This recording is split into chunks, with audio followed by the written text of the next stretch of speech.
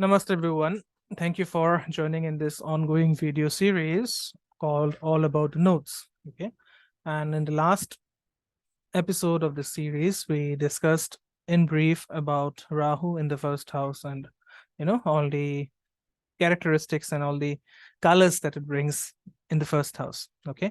So today we'll be looking at Ketu in the first house. Okay. So we'll be covering the nodes and, in all the different houses as a part of the series. And before we get into the meat of this video, kindly subscribe to the channel, share the content if you find it useful, and leave behind your valuable comments in the feedback section. Okay, so Ketu is all about ambivalence. Okay, and Ketu in the first house reflects ambivalence about the self. Okay, and the native may neglect his or her appearance, diet, or self care, living more for others than for himself or herself. And because Ketu represents the tail end of something, so the native may have an appearance which could be emaciated or gaunt or haggard or thin or wasted. And even if the person is attractive, there may be something tragic or otherworldly about such a person. Okay. Now, as a shadow planet, Ketu is amorphous. Okay. You know, and it also has the label of being the headless one, right? So, being amorphous and being the headless one, it implies a lack of ego. All right. So with Ketu in the first, the native may present a featureless personality. Okay. The native will be like a blank screen upon which others can project their own expectations, and he or she may be considered something of a chameleon. Okay. And because Ketu has no boundaries, the native is influenced by people around him.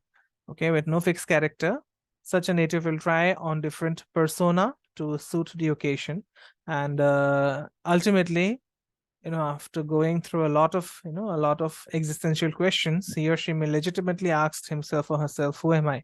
And this existential question can lead this person down various roads. For example, an acceptance of his ambivalent nature, or an embrace of spirituality as an antidote for a life in flux, or a confrontation with a potential mental health, with potential mental health issues. And since Ketu is very ambivalent, he may be indecisive and reluctant to declare his views, state his intentions, or define his ambitions.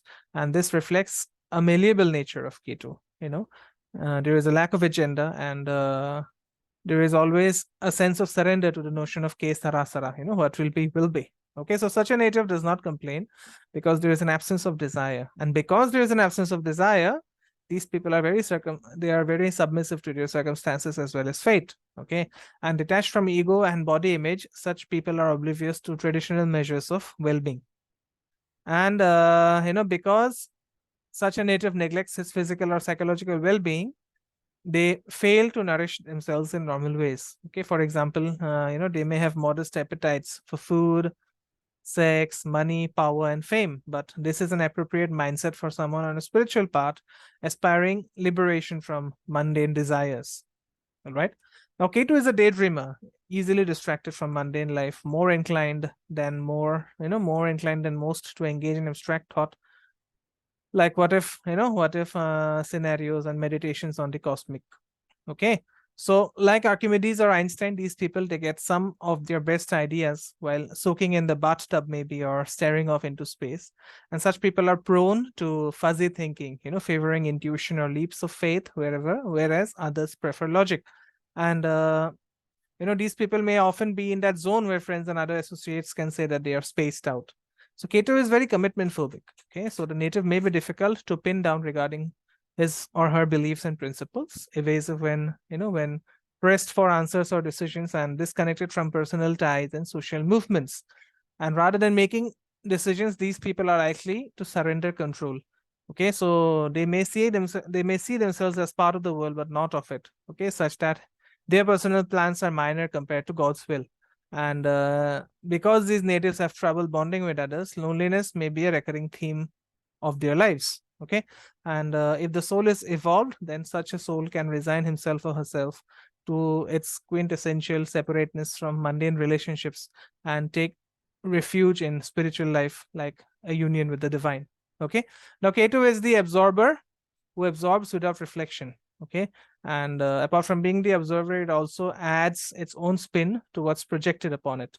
So the native may become an unwitting proxy for something he or she never sought.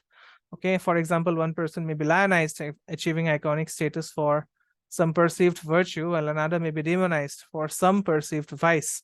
Okay, and because the nodes act as conduits for other energies and Ketu is particularly receptive, the native is prone to possession.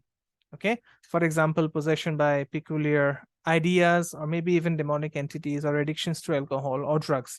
More positively, however, these people, they may be a channel for spirit communication, insight, or revelation. Okay, now to compensate for his own ambivalence, these natives are frequently drawn into the orbit of partners with charisma enough for both of them. Okay, so this can create a union of unequals in which the native, when his enchantment with the partner waxes and wanes, cycles in and out of relationships. As you know, as in any house, the influences on Ketu will incline the native in one direction or another. And you also have to consider planets that associate with Ketu or aspect Ketu and the planets that rule it by sign and nakshatra. Okay, so Rahu in the 7th will put Ketu in the 1st, as we say. So since Ketu is moksha karaka, this can indicate a spiritual person who is modest, self effacing, having absence of any agenda of self-aggrandizement or interested in realizing only God. And since Ketu is like Mars, such natives may burn with an inner zeal. Okay, they may have fevers of the imagination and of the body, and they can be inspired or be very inspiring. Okay, such people usually they become firebrands carrying a torch for a movement, whether it is religious or political. Okay, so that's it from me in this video on discussing Ketu in the 1st house. I hope you have a few things to take away from this video, and do let me know in your in the comment section as to how this video helped you, and do let me know if you want me to cover more topics, similar topics in the future. Okay, so as always, if you want to get an analysis regarding the chart, please reach out at the number that is given in the description box. All right, so that's it from me in this video. As I said, please share it with your friends and family if you find it useful. I'll see you soon in yet another video. Namaste. Om Gurave Namaha.